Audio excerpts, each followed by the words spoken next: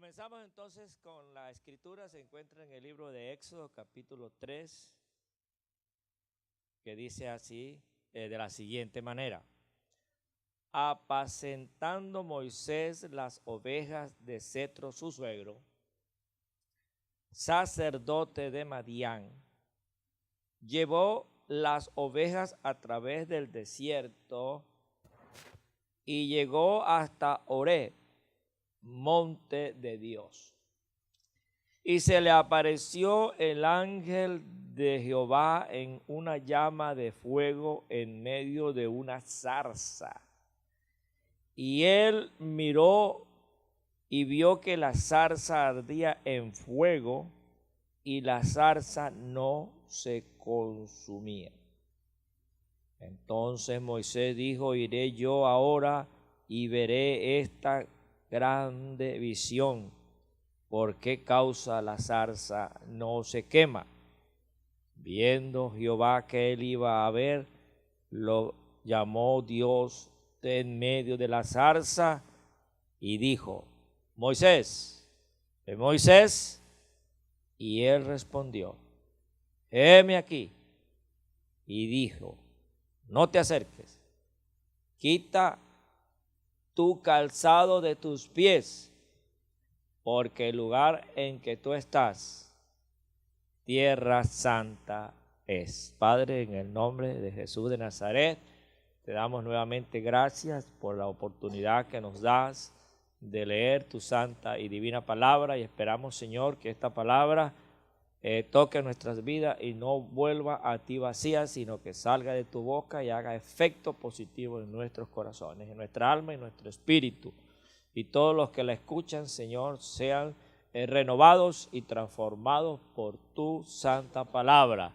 En el nombre de Jesús esperamos que los corazones se compungan, y si hay que arrepentirse, se arrepientan, y si hay que aceptar la palabra tuya, la aceptemos como palabra rema, para que tengamos un nuevo camino, una nueva vida en Cristo Jesús, Señor nuestro. Te lo rogamos pues y te lo pedimos en el nombre de Jesús de Nazaret.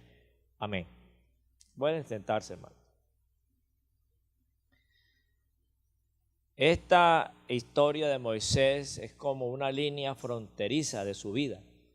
Podríamos decir, el antes de la zarza ardiente y después de la zarza. Es el final de 40 años que él estuvo viviendo en el desierto, en la casa de Cetro, su suegro. Pero es el comienzo de los últimos 40 años que Moisés vive en el desierto y en Egipto, en la casa del Señor, porque estuvo en la presencia del Señor Dios Todopoderoso cuando el Señor lo sacó de Egipto y lo llevaba hacia las tierras prometidas, y la presencia del Señor estaba en la columna de fuego de noche, en unas nubes en el cielo de día. Entonces, podríamos llamar esto, este acontecimiento en la vida de Moisés, como una línea fronteriza, el antes y el después. Antes de este acontecimiento, él vivió en el desierto de una forma sumamente anónima, que nadie sabía de él, nadie pensaba en él, si acaso su esposa, sus hijos, su suegro y algunos vecinos que estaban a su alrededor. Pero llevó una vida nómada y pero muy anonimata. Nadie sabía de él. Pero eso era antes de la zarza. Después de la zarza pasa del anonimato al estrellato. Y en ese estrellato él se internacionaliza y se perpetúa en la historia de la humanidad. Imagínese usted entonces todo esto que estoy hablando acerca de lo que es esta línea fronteriza de la vida de Moisés, cuando él se encuentra frente a la zarza que ardía, que se ardía en llama, pero no se consumía.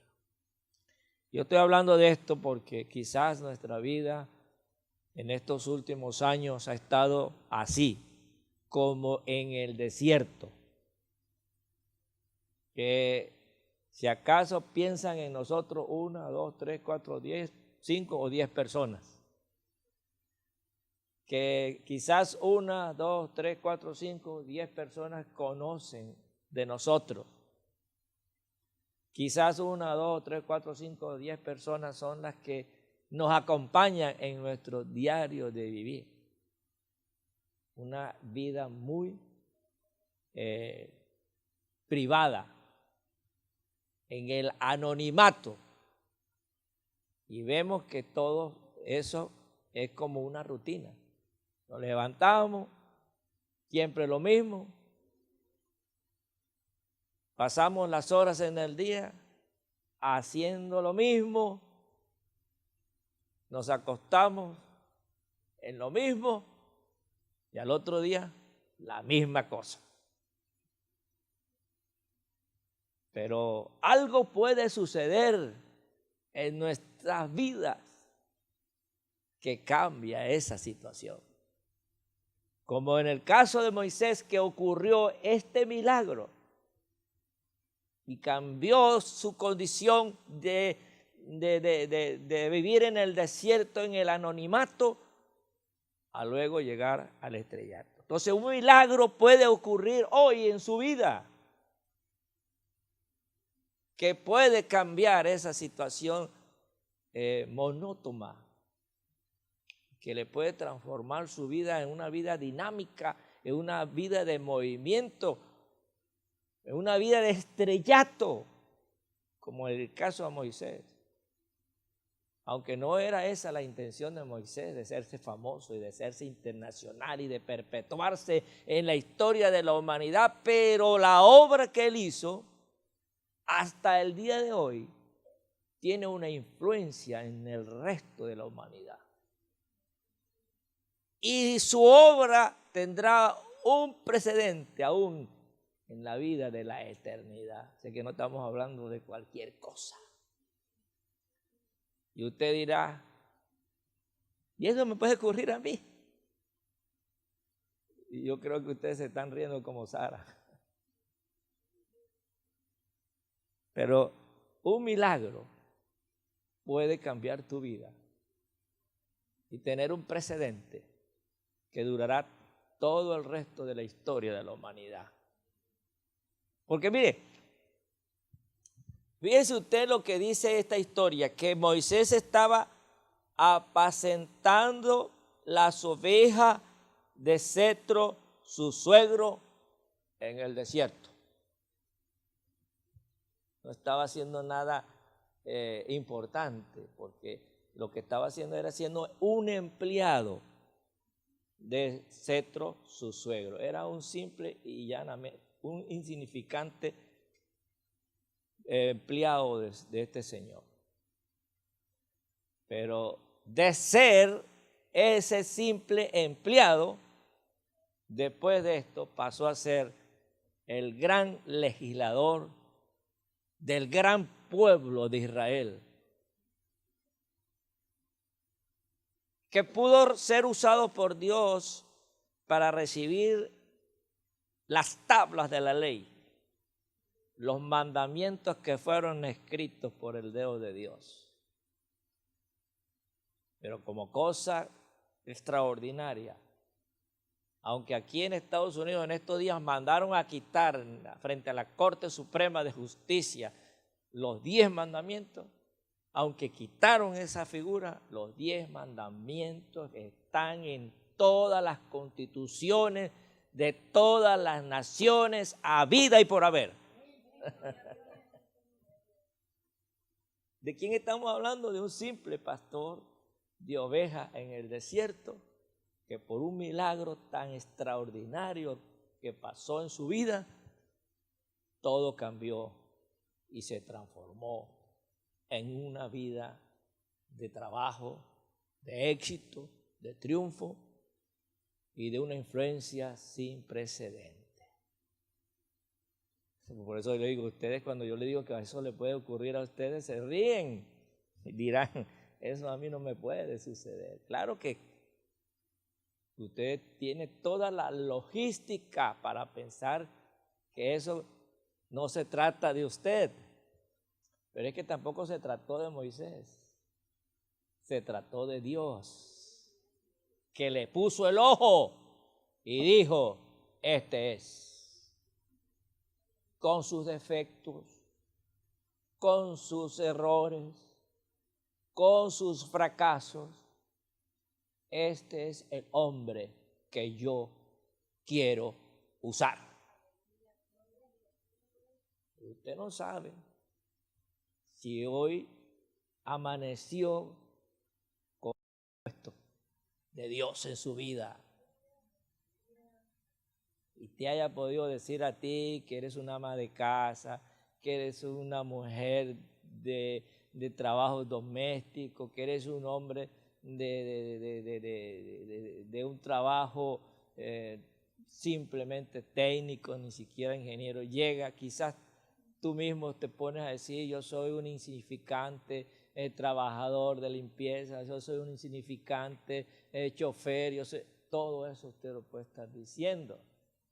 Pero si Dios amaneció con su ojo puesto sobre su vida, te aseguro que tu vida nunca más será igual y que todo lo que haga tus manos prosperará y tendrá un precedente no solamente bajo la tierra, bajo el sol, sino un precedente eterno, que es lo más importante. Bueno, dice aquí la Biblia que Moisés se acercó a Horeb, que significa monte de Dios. Eso es una de las cosas que hay que hacer, acercarse al monte de Dios, acercarse al lugar donde está Dios, acercarse a Dios, como dice la Biblia, acercaos a Dios, que Dios se acercará a vosotros. Eso le pasa a la vida de la gente común, que no pasa nada extraordinario, porque esa gente no tienen a Dios en su mente, no tienen a Dios en su boca, no tienen a Dios en su corazón, no tienen a Dios presente. ¿Usted no se ha dado cuenta que en la publicidad dice que se reunió el grupo de los 12 para estudiar la situación económica, a ver cómo se arreglan las cosas? Y usted ve que después de ahí en esa reunión salen resoluciones. ¿Y es para qué? Para mejorar la situación. ¿Y qué pasa?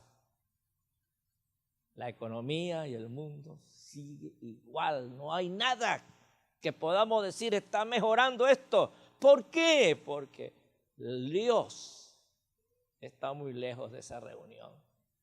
Está como Jesús en el Apocalipsis, tocando la puerta de afuera. He aquí estoy a la puerta y llamo, está por fuera.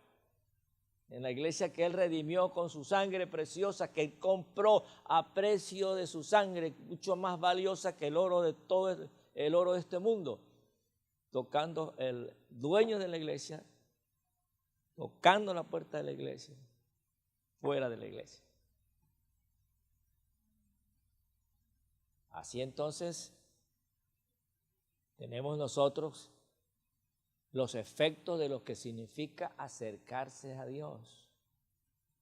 Porque cuando nosotros nos acercamos a Dios, entonces Dios se acerca a nosotros. ¿Cómo nos acercamos a Dios? A través de la lectura de la palabra del Señor. ¿Cómo nos acercamos a Dios? A través de la asistencia a los servicios.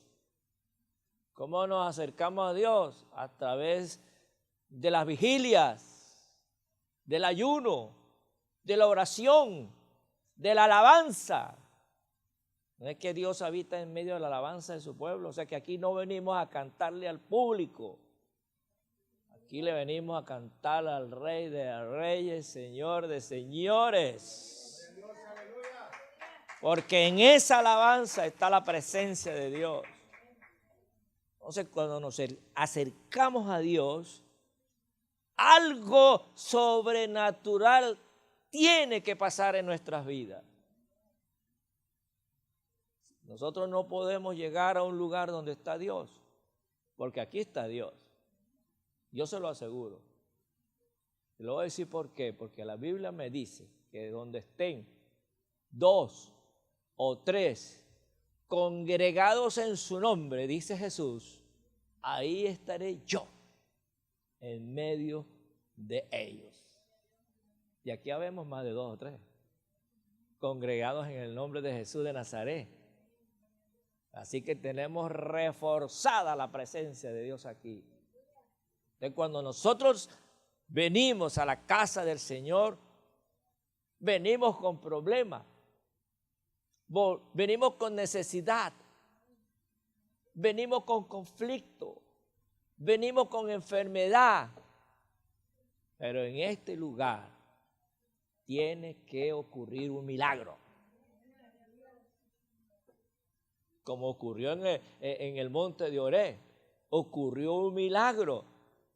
Había una zarza que es un arbusto.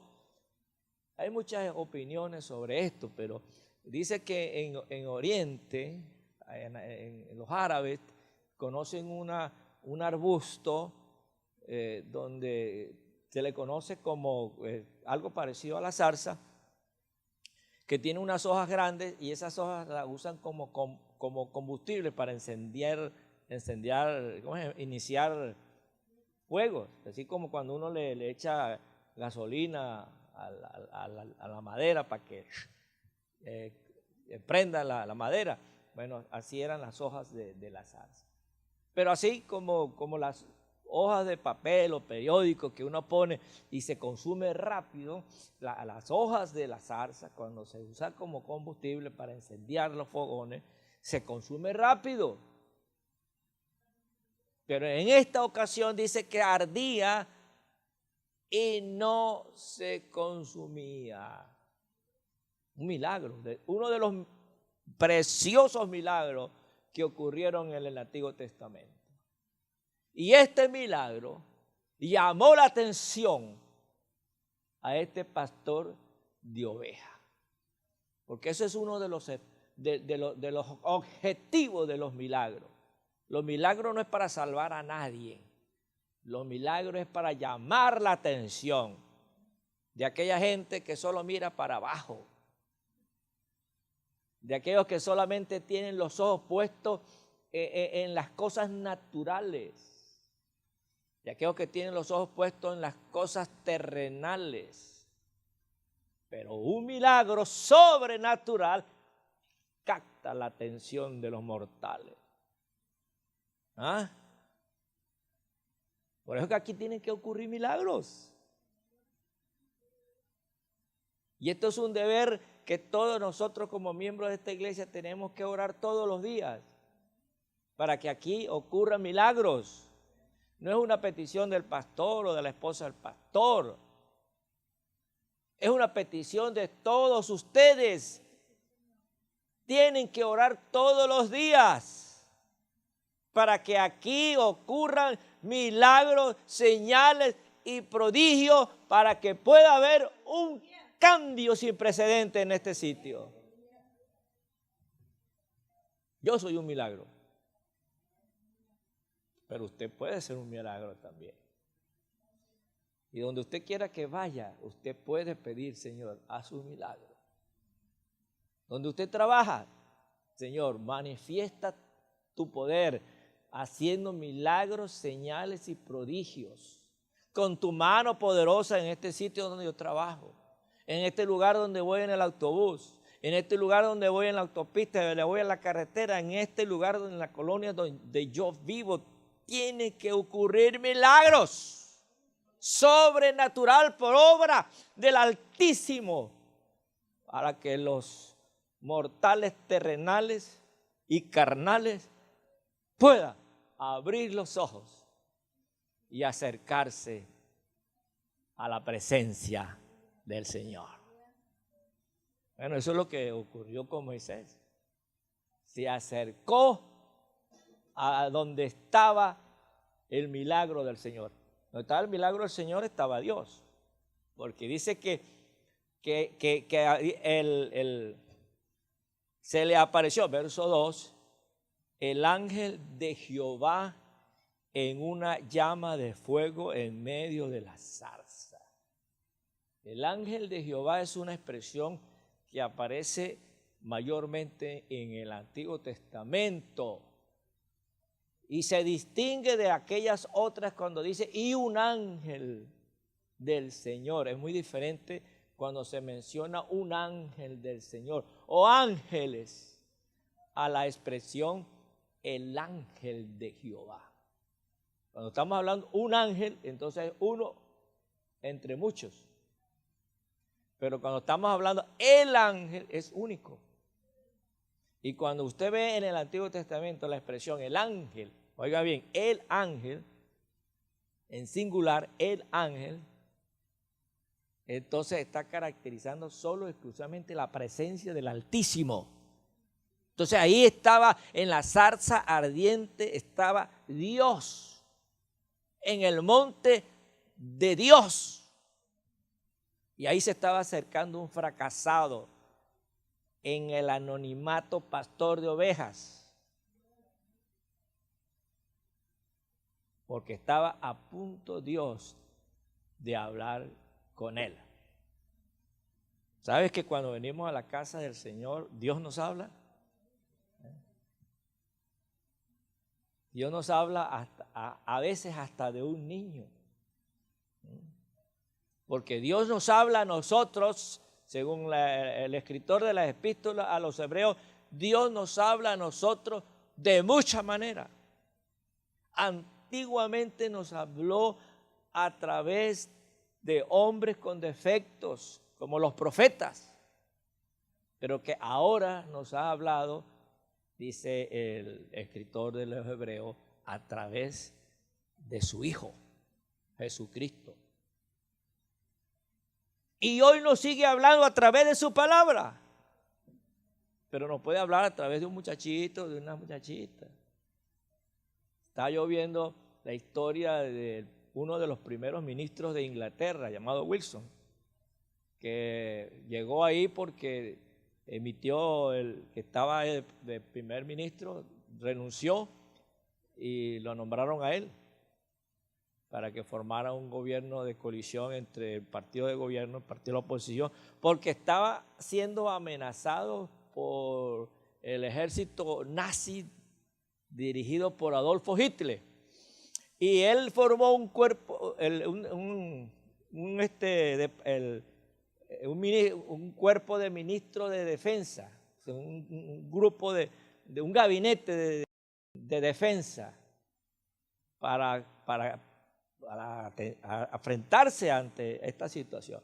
Y entonces el gabinete de defensa, la mayoría le aconsejaba que negociara con Adolfo Hitler.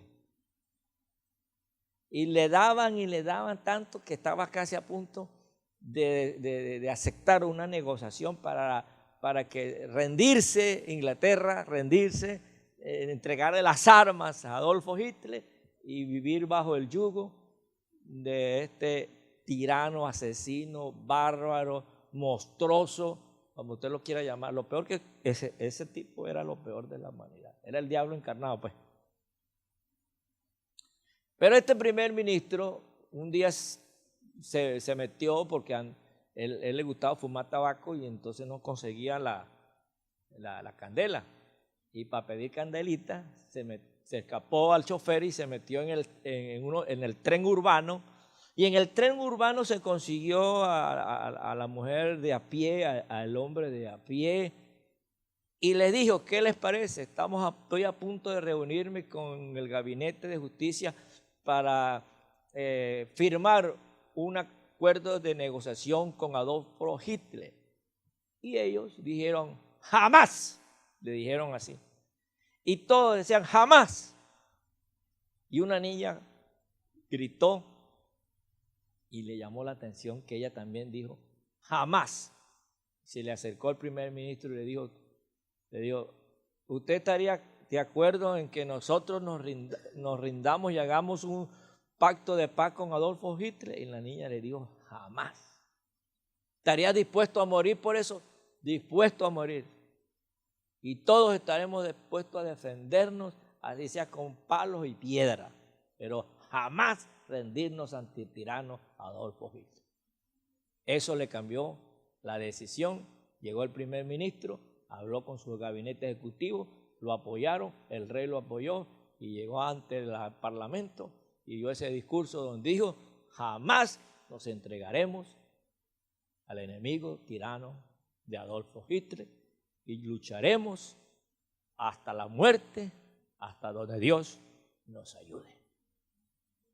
Ve cómo Dios le habló a un primer ministro que le cambió el pensamiento de un fracasado, derrotado, a ser un triunfador y victorioso.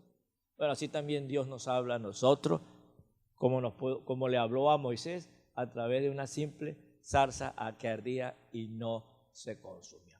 Ahora bien,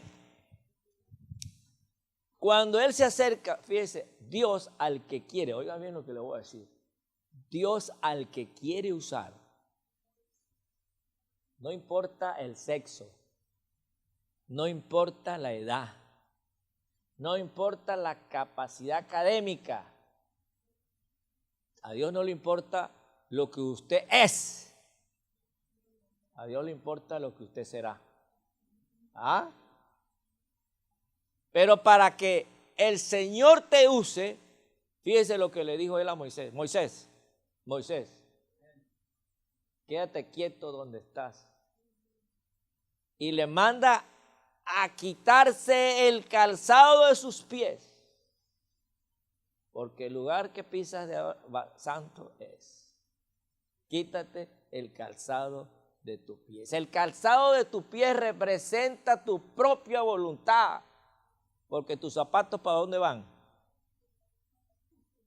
¿Ah? ¿Para dónde van tus zapatos? No, eso es después que se acaben. ¿Para dónde van los zapatos? Para donde uno los lleva. ¿Verdad?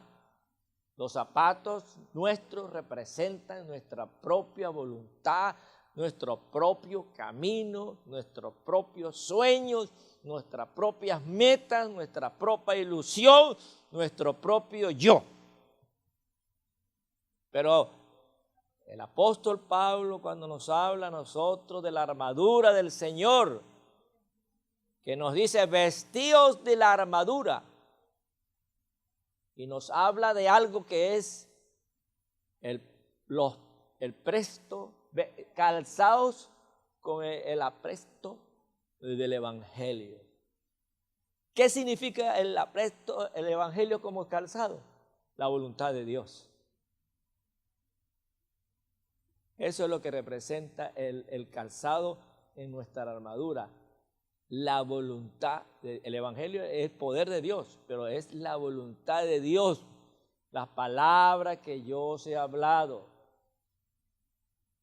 son para que las oigan y la pongan en práctica.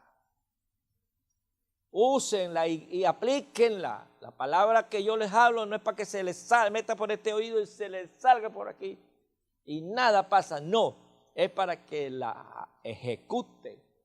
Por eso es que él dice, aquí compararé yo a aquel hombre que oye la palabra y la hace. Aquel hombre prudente que hizo su casa sobre la roca y vino la tempestad y vino el huracán y nada pasó. Así ese es el hombre que oye mi palabra y la hace. Y a los que oyen la palabra de Dios y las hacen, le da la promesa de que pueden pedir lo que quieran. Pedir lo que quiera y lo que pidan, se le dará. Porque ese es el Evangelio, es la voluntad de Dios para practicarla, para ponernos. Entonces, al quitarnos las sandalias, los zapatos de nosotros y ponernos el apresto del Evangelio, estamos apartando la voluntad nuestra para comenzar a hacer la voluntad de Dios. Eso es lo que Dios quiere. También podemos decir, hermanos, al decir, porque lo que tú pisas, santo es porque nosotros, cuando somos llamados por Dios, para Él usarnos y cambiar una vida anónima para hacer una vida pública de trascendentes e incalculables en el camino del Señor hacia el futuro, tenemos que abandonar algo. Tenemos que abandonar el pecado. Porque lo que vamos a pisar es santo. Si quieres que Dios te use, tienes que quitarte el pecado de tu vida.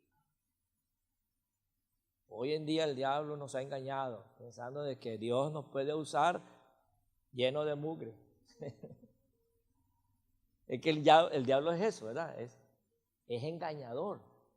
¿A quién engañó el diablo? A Adán y a Eva. ¿Cómo lo engañó? Diciendo, con que Dios ha dicho que no podéis comer de todos los árboles que están aquí. Y le dijo a la mujer, entonces entró en la conversación y le dijo, no, solamente del árbol de la ciencia. Entonces el diablo les engañó y le dijo, eso es mentira. Pueden comer, lo que pasa es que si ustedes comen van a ser igual que Dios. Pero ustedes no van a morir. Y la mujer comió y comió el hombre y entró la muerte hasta el día de hoy. Y así se representa en Apocalipsis. El que engaña a los habitantes de la tierra. ¿Cómo los engaña? Diciendo que lo malo no es malo. Y que Dios puede usarnos lleno de mugre, lleno de pecado. Por eso es que no pasa nada.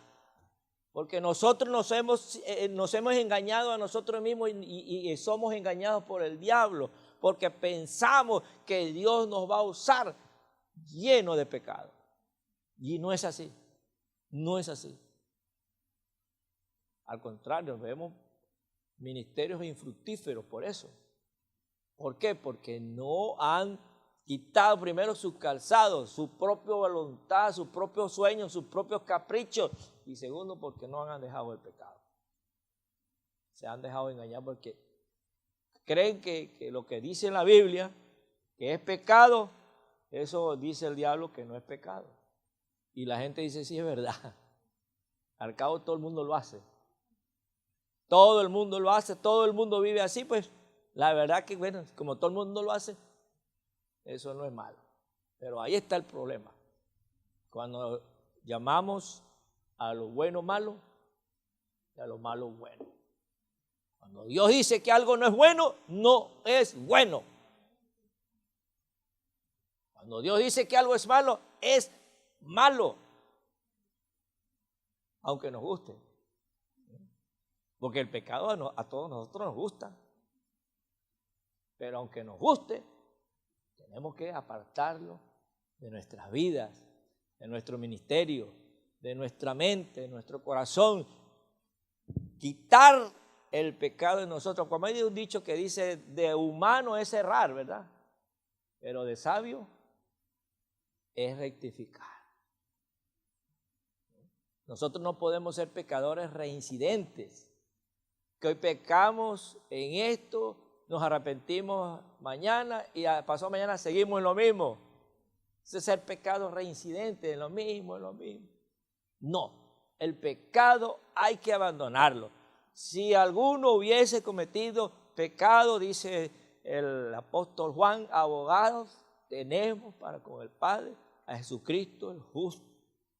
Si confesamos nuestros pecados, Él es fiel y justo para perdonarnos y la sangre de Jesucristo nos limpia de todo pecado.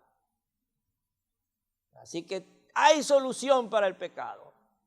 La sangre de Cristo. Esa sangre que está respaldado con un fuego que es el fuego del Espíritu Santo.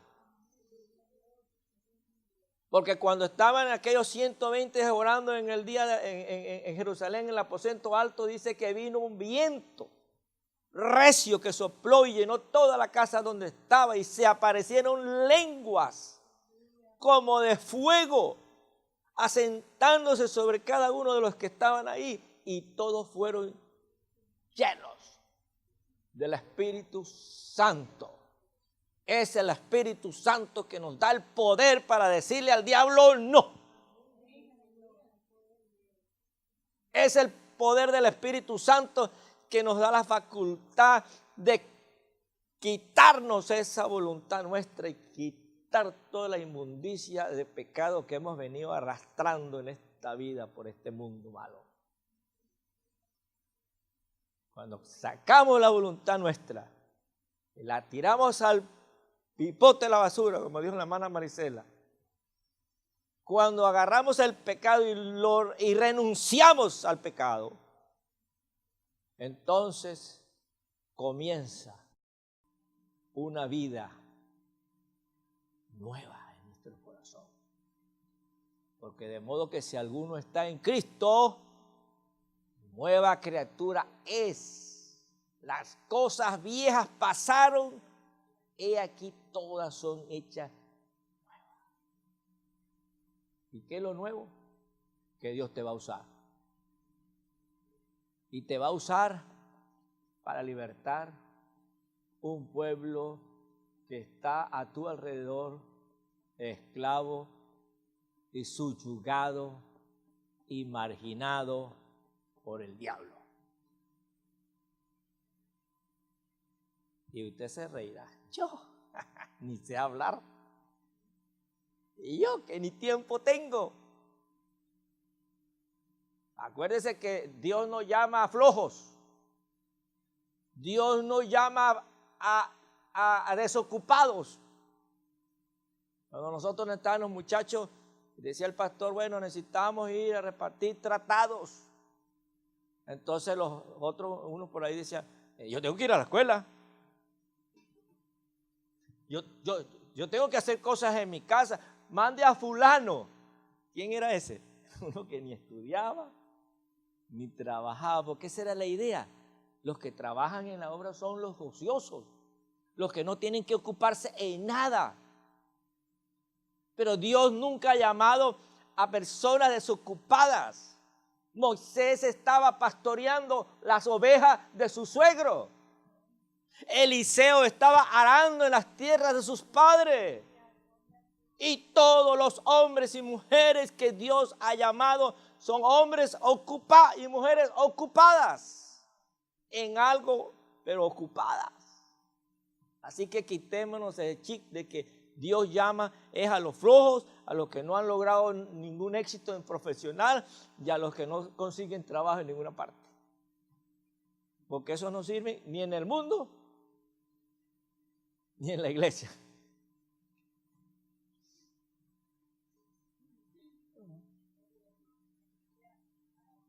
Dios anda buscando gente detrás de una empresa, ahí en una universidad, ahí anda buscando el Señor a una persona joven, anciana, mujer, hombre, lo que sea, anda buscando para usarte con milagros, señales y prodigios, de tal manera que se puedan libertar los alcohólicos, los drogadictos, las prostitutas, los incrédulos, los idólatras.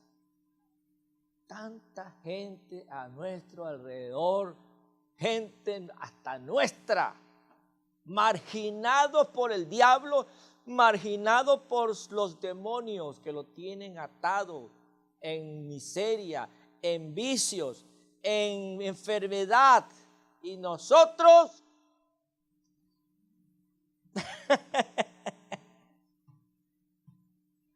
con los brazos cruzados, como Jonás, que le llamamos nosotros el profeta dormilón. Mientras el mundo se estaba acabando a su alrededor, él durmiendo, relax. ¿Ah? Mientras la humanidad está cayendo en pedazos, nosotros, relax. Porque pensamos que eso es para otro. No. El Señor le puso el ojo a Moisés y Moisés no se pudo escapar. Cuando Dios le dijo, este es escogido, he escuchado, oiga bien esto también, esto es muy importante que lo digamos, dice. Entonces Moisés, a ver, no, más adelante, dijo en el verso 6, yo soy el Dios de tu padre, Dios de Abraham, Dios de Isaac, Dios de Jacob. Entonces Moisés se cubrió su rostro porque tuvo miedo de mirar a Dios. Dijo luego Jehová, bien he visto la aflicción de mi pueblo. Tenemos un Dios que ve. Los ídolos tienen ojos, pero no ven. Pero el Dios de Abraham, de Isaac, de Jacob, tiene ojos que ve. Y hoy puede ser el día que te puso el ojo a ti. He visto la aflicción de mi pueblo que está en Egipto. Y verso 7, he oído su clamor a causa de sus exactores. Tenemos un Dios que ve y un Dios que escucha. Esto es muy importante para los creyentes de esta congregación y de los que van a ver esta prédica. El Dios que nosotros adoramos, el Dios que nosotros servimos, es un Dios que ve y es un Dios que escucha. Eso te dé a ti 100% seguridad de que cuando ores a Él, Él te escucha. Estés donde estés. Clame lo que sea. Y donde sea, Él te escucha y ve lo que hay en tu corazón, en tu mente. Y cuando Él te ve y te escuche, te va a decir, ok. Y cuando Él diga, ok, va a moverse cielo y tierra para que tus oraciones sean respondidas. No habrá ángeles, no habrán querubines ni serafines, no habrán demonios, ni diablos, ni satanáses, ni ninguna cosa creada en el universo que impida la respuesta de Dios a tu clamor.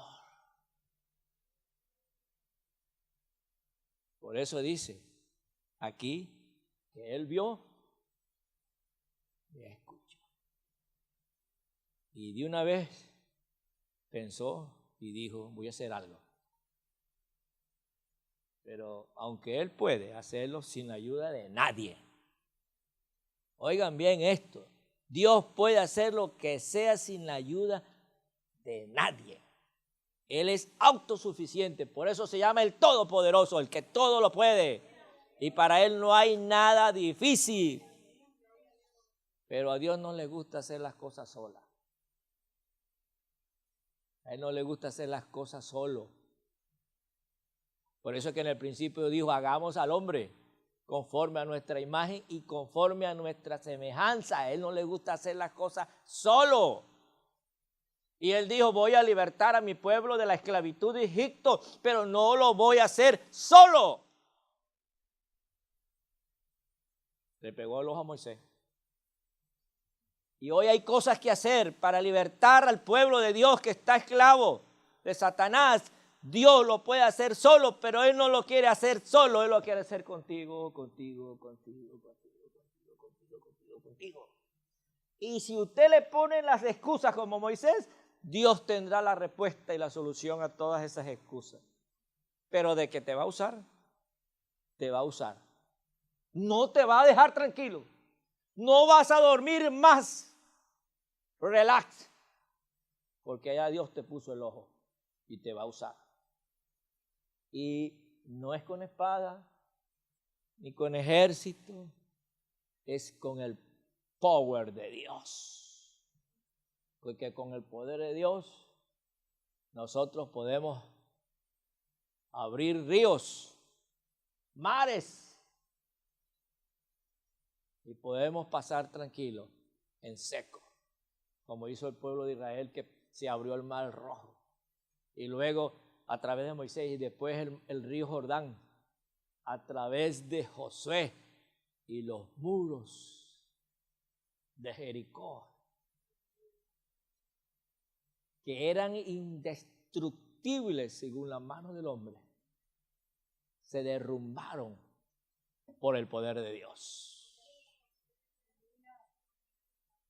Y aquel pueblo, hecho por dos ancianos que ya no tenían esperanza, ahora venían a las conquistas.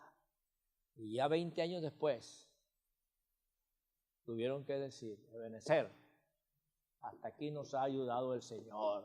Porque no es por nosotros, sino porque Dios nos dio el poder para hacerlo. No es usted la que va a convencer a la humanidad del pecado. Porque nosotros los padres, cuando tenemos hijos pequeños, le damos puesta a los niños para que se porten bien, y eso, tiempo perdido, hermano. Porque ellos delante de uno, cuando no estamos, ¡ay, Dios mío!, son peor que el diablo. Entonces no logramos con el látigo nada. Pero con la palabra de Dios logramos que nuestros hijos, como dice la Biblia, instruye el niño en el camino, y cuando fuere grande no se apartará de él. Y si se aparta, la palabra de Dios no lo deja quieto. Porque ahí está la simiente del Señor que lo reclama y le dice: Abba, Padre, tú eres mío. Y no estás aquí para estar en esta discoteca, no es para que estés aquí en las drogas. Tú eres mío para que estés lleno del Espíritu Santo. Porque el sello de Dios está en tu vida.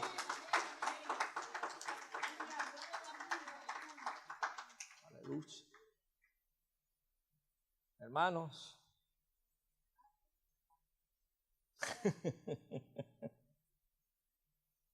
esas son las cosas como Dios obra. Y Dios quiere usarnos a nosotros. Dice que Él escogió a los vil, a los insignificantes. Él escogió a los que son menos intelectuales, a los que son menos ricos. ¿Para qué? Para manifestar su gloria y su poder en esos vasos de barro. Usted es un vaso de barro. Usted no es una copa de vidrio cristalino. Es un vaso de barro rústico, lleno de defectos, lleno de errores, lleno de debilidades.